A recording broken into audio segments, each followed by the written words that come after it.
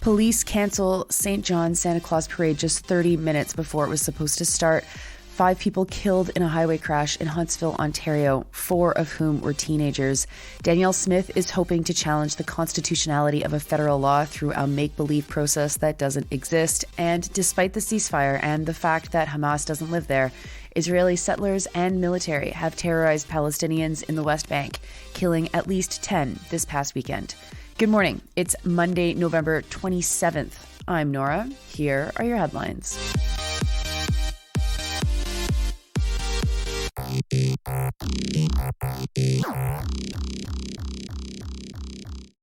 We start this morning in St. John's, where just 30 minutes before the annual Santa Claus Parade, police asked parade organizers to cancel the event. This story is notable for the amount of information that police were willing to divulge, as much as it is for the stories of why the event was canceled. Sunday morning at 8:30 a.m., police announced that they wanted people to avoid the area around Brazil Street at Lamarchand, Casey, and Barters Hill. Police had, quote, contained a property and were communicating with people inside, unquote. The police called the exchange a standoff. CBC News didn't report anything about the nature of the danger or the containment or anything actually really related to what was going on, just that police were worried about the safety of people. Because I guess we're supposed to assume that they hadn't resolved the issue that had started that morning and was still going strong by the time the parade was supposed to start. That time isn't mentioned in the article. The police intervention also forced a Palestinian solidarity rally to be postponed as well. Here's all the police said, quote, with limited communication and limited information, we are unable to really predict as to how long an event will play out. Unfortunately, we had to make decisions based on the information we have.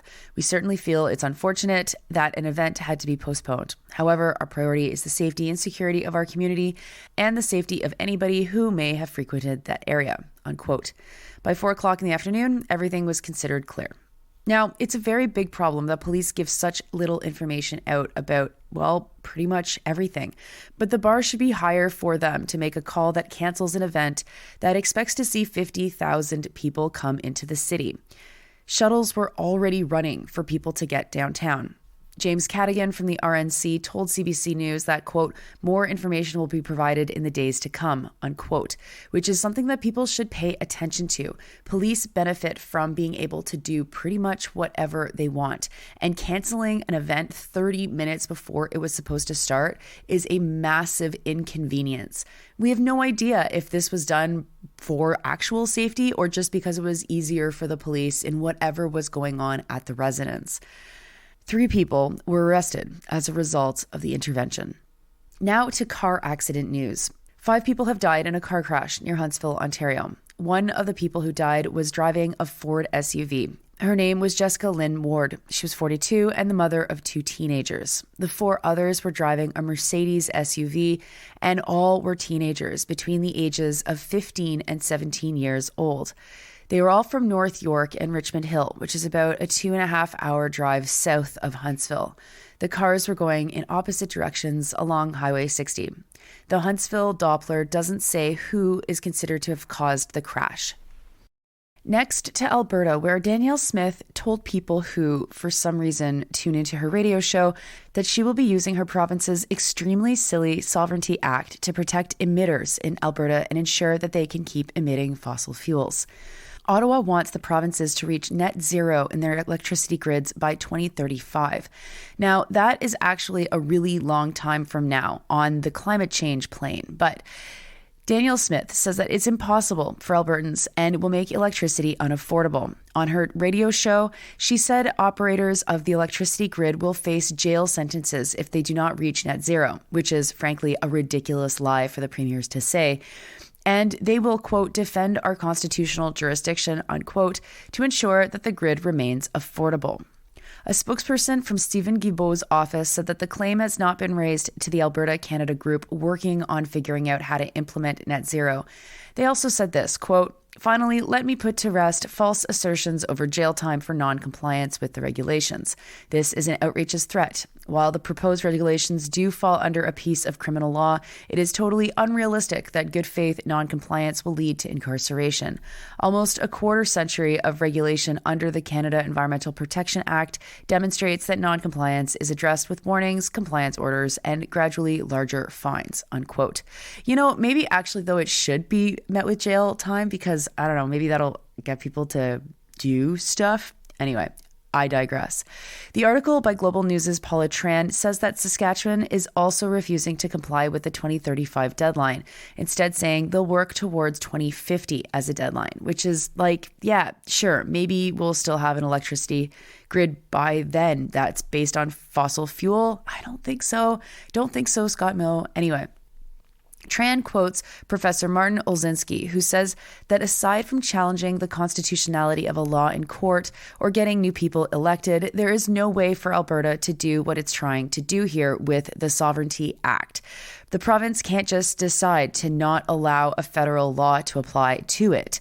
He called Smith's posture political theater and that the act will likely just end up in court. I mean, Obviously, that's how this works. There's a federal law that you don't like, you challenge it in court. You don't apply a made-up provincial law to confront it somehow. That is inventing how politics works, which, I do give points to Danielle Smith for creative legislating because, we could use some more creativity, I guess, in the world of politics and law. And finally, to the West Bank. Al Jazeera is reporting that farmers, quote, face near daily incursions and violence from Israeli settlers to the point that they live in fear of having their homes and land stolen, they say, unquote. There is already increased violence in the West Bank. In the past week, 10 people were killed in Jenin City and Jenin refugee camp. That puts the death toll in the West Bank at 237 people since October 7th, and 2,800 others have been wounded. It's the deadliest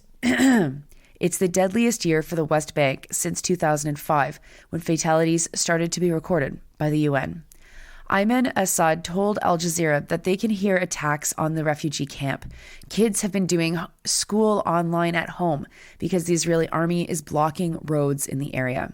Assad is also worried that Israeli settlers will seize his farm and he won't be able to stop it from happening. In the West Bank, the Israeli military and settlers who are armed have been raiding Palestinian homes while Palestinians are under curfew.